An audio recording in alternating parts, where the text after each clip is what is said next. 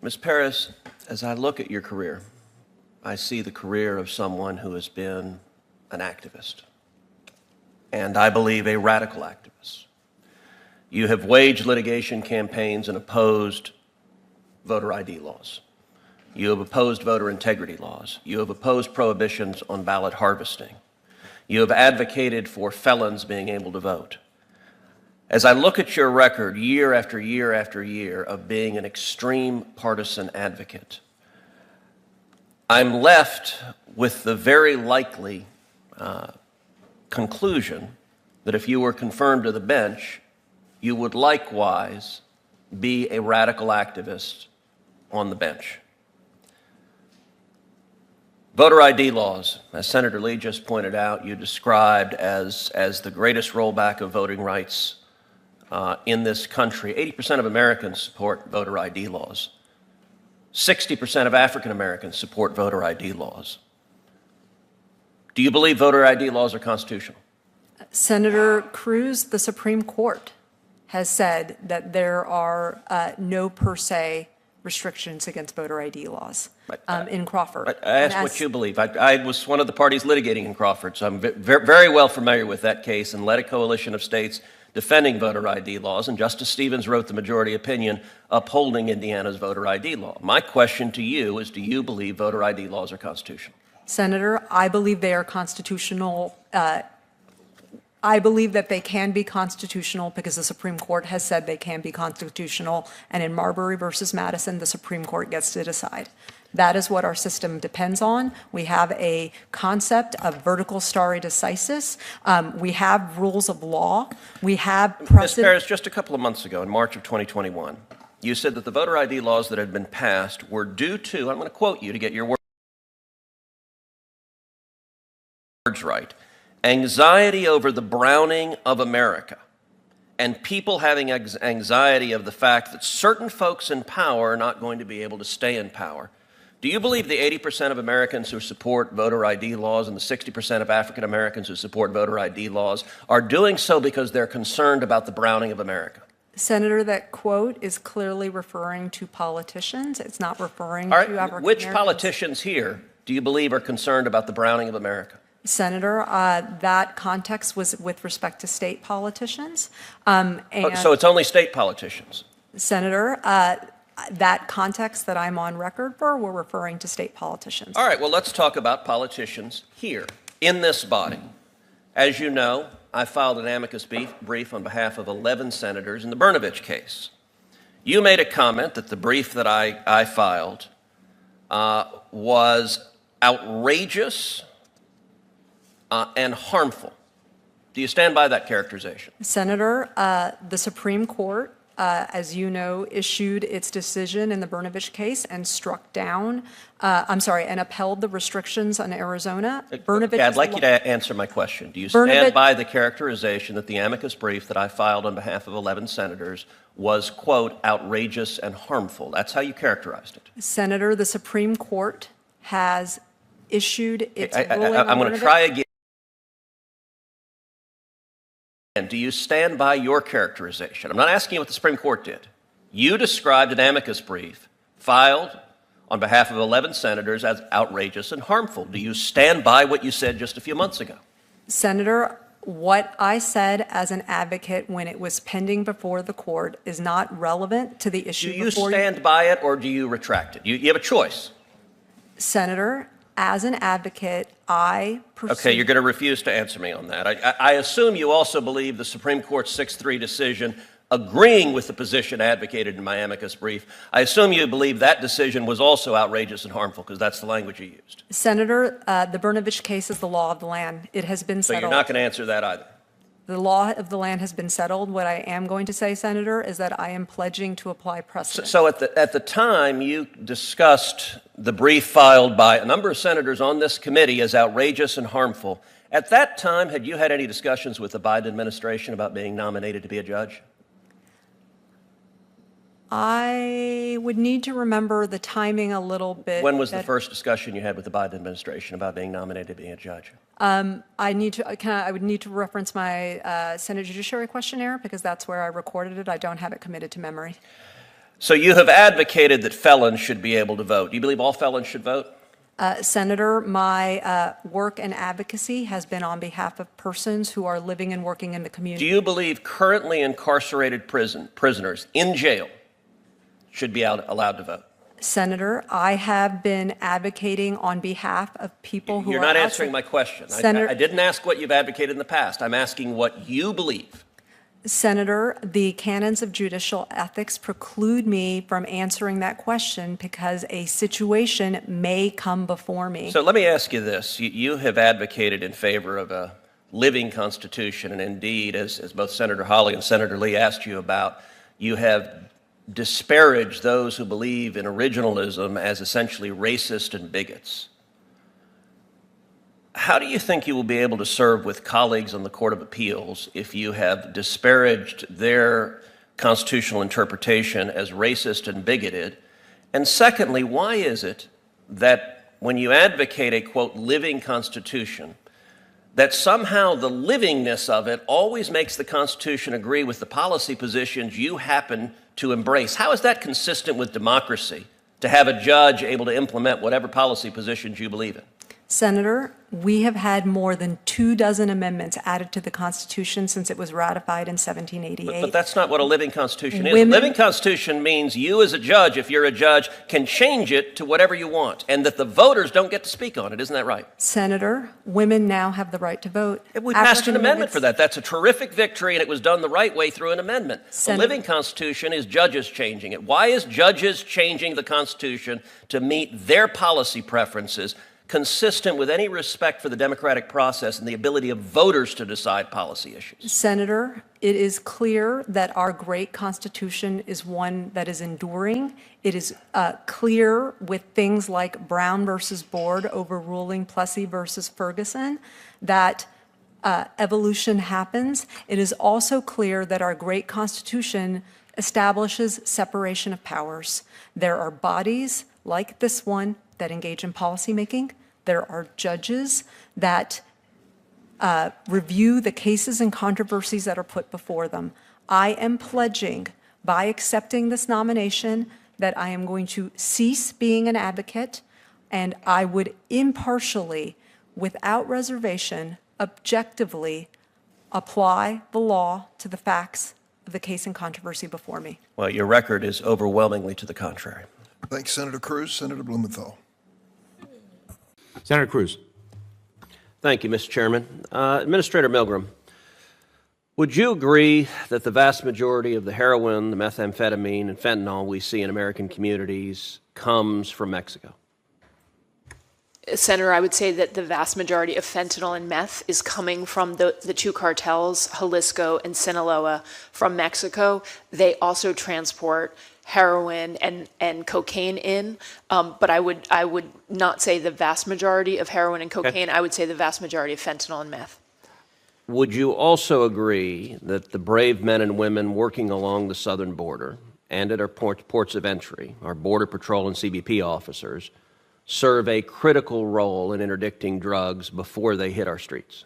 Senator, as I say often, the way at DEA, we are the only single mission federal law enforcement agency committed to narcotics and to stopping the global supply chain. We play offense, and so we're tracking these cartels worldwide and across our So is that a yes? We've got limited time. DHS's responsibility is to maintain the southern border and the ports of entry. Our investigations do tell us that the vast majority of fentanyl is coming in the ports of entry, two particularly in California and two in Arizona. So is that a yes, that you would agree that CBP officers, both on the southern border and the ports of entry, play a critical role in interdicting drugs? Yes, Senator. I believe it's a DHS responsibility, and it's a critical one. So if we decided to cut the number of Border Patrol agents dramatically, let's say in half, would you agree that would hurt our efforts to stop illegal drugs? Senator, I would defer some of this to the Department of Homeland Security and Secretary Mayorkas. You're not willing to answer that question? But here's what I would say about this. We believe that DHS plays vital defense. Okay, those are talking points. Would cutting the number of CBP agents in half hurt our ability to stop drugs? Yes or no? Senator, I believe it would. Okay.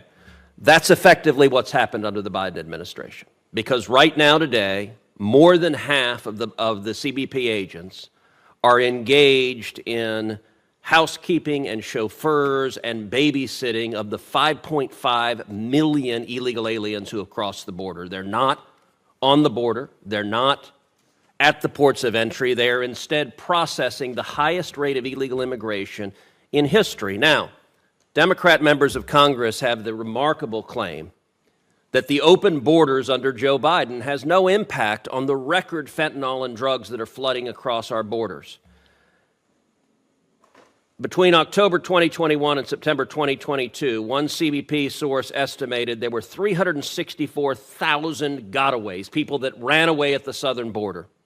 Another Border Patrol officials put the number of gotaways at 1.2 million. Gotaways can vary from terrorists on the terror watch list. In fiscal year 2022, 98 people on the terror watch list were encountered at the southern border that we know of. Or they can be drug dealers carrying drugs. Is that correct?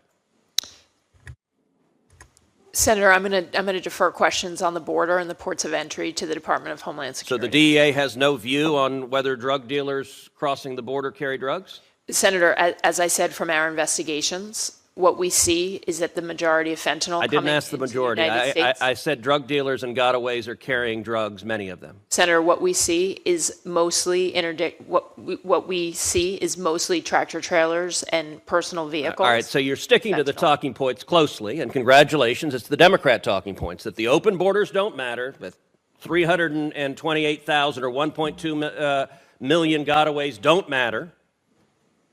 We had 100,000 people die last year of drug overdoses. My sister died of a drug overdose just over a decade ago. This is a crisis, but it is a man-made crisis. This administration made a conscious political decision to open the borders. And one of the results is they have turned Mexican drug cartels into multi-billionaires. In 2018, the amount of money cartels made from human trafficking, according to the New York Times, was $500 million. Now, just from human trafficking, the cartels are making $13 billion a year. Again, according to the New York Times, that's a 2,600% increase. Administrator Milgram, the single best thing that happened to Mexican drug cartels in history was Joe Biden becoming president, opening the border, and making tens of billions of dollars for these vicious criminals. In your judgment, is it a good thing that these cartels now have tens of billions of dollars from human trafficking and drug trafficking? Senator Cruz, I really appreciate the opportunity to answer your question. And as I have said clearly and will continue to say, there are two cartels in Mexico, the Sinaloa and Jalisco cartel, that are responsible for the devastation that we are seeing on the streets of our country. It is our top operational priority to defeat those two cartels and to stop the fentanyl and methamphetamine that is flooding into our communities. Would you answer the question I asked? Is it a good thing for them to have tens of billions of dollars now that they didn't have? Senator, we are doing everything we can. Okay, you're refusing to answer the question. And this shouldn't be a hard question. Every amount of money, if I could finish. I very much understand your point. We believe that the cartels are making billions of dollars on illicit fentanyl. Is that good or bad? It is a terrible thing. Okay, thank you. Senator Merkley. Thank you very much, Mr. Chairman. The gentleman from Louisiana is recognized. Thank you. I yield to Mr. Jordan. Secretary, have any of the 42 illegal migrants on the terrorist watch list or no-fly list encountered on our southwest border been released into the United States? Ranking Member Jordan, as I mentioned before, I will provide that data to you with respect to the disposition of each one. I do not know the answer to your question. The Secretary of Homeland Security does not know the answer to the status of 42 individuals who came to our southern border illegally, are on the no-fly list and the terrorist watch list. You do not know of whether they have been released or not into the country. That's your testimony. Ranking Member Jordan, as I've said before, I will provide you the data. I do Yield back to the gentleman. That's amazing. Mr. Secretary, this is outrageous. At your oath of office ceremony on February 2, 2021, you said, quote, "The mission of the Department of Homeland Security is to safeguard the American people, our homeland, and our values." on the website of DHS. It describes the mission. It says the Department of Homeland Security secures the nation's air, land, and sea borders to prevent illegal activity and is focused on securing our borders and keeping our communities safe. Sir, you're the 7th Secretary of Homeland Security in charge of the 3rd largest federal department in the United States and the largest immigration system in the world. You are given immense power and an absolutely critical responsibility. Of all of our federal agencies, sir, I think yours is the one that has the smallest margin of error. Because if the Secretary of Homeland Security is unable or unwilling to give these answers, to perform his duties and accomplish his mission, crime surges, chaos ensues, and innocent people die. And Mr. Mayorkas, that is exactly what is happening on your watch. All of us have been down the border. We've seen this with our own eyes, and we are outraged. And so are our constituents and all law-abiding citizens in this country. They're outraged because of your deliberate and defiant policies. These are the documented facts. We have a literal invasion of lawless masses flooding over our border from more than 160 countries. The safety and security of the American people are being directly threatened, and innocent children, sir, are being abducted, assaulted, raped, and murdered by human traffickers. Countless numbers of known terrorists and vicious gang members are clearly coming across our border and making their way into our communities all over the country. The precious treasure of American taxpayers is being used to incentivize and reward all this because illegals are given food, clothing, health care, cell phones, welfare benefits, and we also, the taxpayers, pay for ghost flights and bus tickets so they can send them around and secretly transfer these folks into all of our communities across the country. It is your policies, and because of them, that our entire country is becoming a crime scene. And we are dealing with a humanitarian disaster that would have been unimaginable just 3 or 4 years ago. Because of your policies, the drug cartels are making billions of dollars and building their empires, and they are drowning our streets in fentanyl and other deadly substances, and that has made drug overdoses, as you know now, the #1 cause of death for Americans ages 18 to 45. Our brave Border Patrol and law enforcement agencies and officers are completely overwhelmed, and they are personally endangered. And the rule of law is being trampled underfoot, and the stability and the very sovereignty of our nation is being threatened like never before. I have a long list of questions I was anxious to ask you today, but I've been watching you. You know, you've been on Capitol Hill for 3 days now. You've been in 3 committees. You have an extraordinary talent, I think, for evading questions, and you've provided answers that are not accurate, and that's documented. You're insulting the intelligence of the American people, and you're subjecting them to extraordinary danger. This is not a game. It's been detailed over and over this week, and here again today. You have presided over the greatest immigration catastrophe in American history, and it's an objective truth that you have helped design and implement this system. You took your oath of office in February last year, and by the end of the first year, ICE recorded the highest number of border crossings and the lowest number of deportations in history. Fact. You have stated publicly in direct defiance of our laws that, quote, being here illegally by itself is not enough to be removed, unquote. If DHS does not deport illegals, that is, apprehend and quickly remove people who cross into our country illegally, then we have no border security at all. We all know that after Title 42 is repealed, 18,000 immigrants a day are going to result coming over that border. It's going to be a total collapse of our operational control. If people are allowed to simply walk in here and live and work and collect taxpayer-funded benefits and assistance for years upon years and maybe permanently, then in a very short period of time, we'll be totally overwhelmed. We'll be crushed by the sheer numbers and the weight of illegal immigration, and there will no longer be any border, any security here, any sovereignty at all. We won't have a country. I called for your resignation in July of last year and explained then that it had already become crystal clear that you were either unable or unwilling to do your job. But as has been said here today now, based upon the facts and the evidence, we've concluded you're doing this intentionally. It is despicable. I believe these are impeachable offenses, and Mr. Secretary, my advice to you is to begin your search for a different career field very soon, because there will be an election and the American people will let their voices be heard on this, and we will be taking the majority. I ask unanimous consent to enter into the record a letter from 133 members of Congress to the Secretary expressing our concern that his actions in opening our border and inaction in enforcing our laws are endangering American lives. Without objection, and the time of the gentleman has expired, Mrs. Swalwell.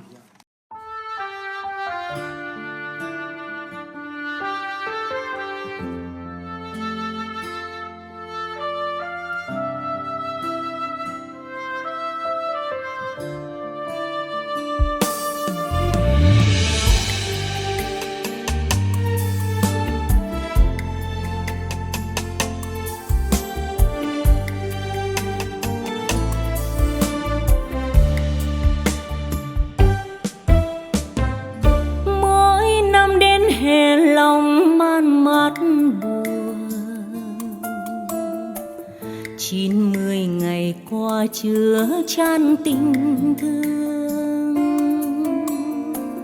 Ngày mai xa cách hai đứa hai nơi, phút gần gũi nhau mất rồi, tạ từ là hết người ơi. Tiếng ve nức nở buồn hơn tiếng lòng, biết ai còn nhớ đến ân tình không. Đường xưa in bóng hai đứa nay đâu, những chiều hẹn nhau lúc đầu giờ như nước trôi qua cầu. Giá biết bạn lòng ơi, thôi nay xa cách rồi, kỷ niệm đừng xin nhớ mãi. Buồn riêng một mình ai, chờ mong từng đêm gối chiếc, mối u hoài này anh có hay. Nếu ai đã từng nhặt hoa thấy buồn, cảm thông được nỗi vắng xa người thương.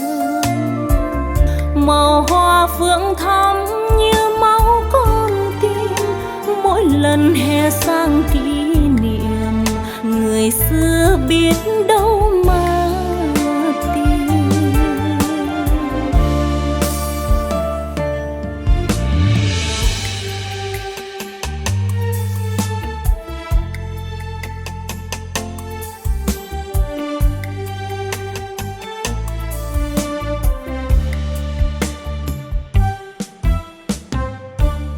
Giá biết bạn lòng ơi, thôi nay xa cách rồi, kỷ niệm đừng xin nhớ mãi.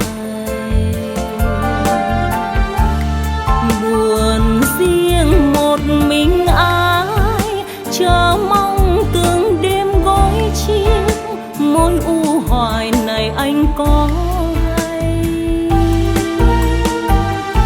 Nếu ai đã từng nhặt hoa thấy buồn, cảm thông được nỗi vắng xa người thương. Màu hoa phượng thắm như máu con tim, mỗi lần hè sang kỷ niệm, người xưa biết đâu